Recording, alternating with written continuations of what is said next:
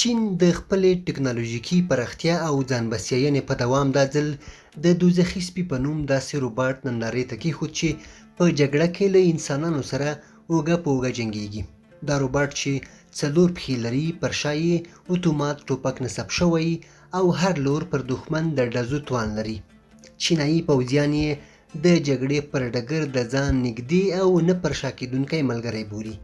چین خپل دا روباټ له کمبودجا سره په خپلو وروستیو پوځي تمرینونو کې نندارې ته کېښود چې د روباټ وړتیاوو د امریکا په ګډون د ګڼو هېوادونو پوځي برخې حیرانې کړې. د چین پوځ وایي له دې روباټونو څخه به په ښاري عملیاتو کې د پوځیانو پر ځای ګټه پورته شي، او ښېګڼه یې دا ده چې د روباټ جسامت کوچنی دی او دښمن یې په اسانۍ نشي په نښه کولی.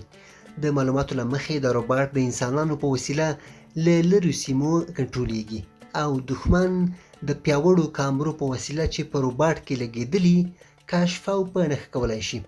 یاد روباټ پروت کولی شي، چټکه منډه وهلی شي او ان د الوتلو ظرفیت لري چې د اړتیا پر مهال د ډرون الوتکې بڼه ځان ته غوره کولی شي.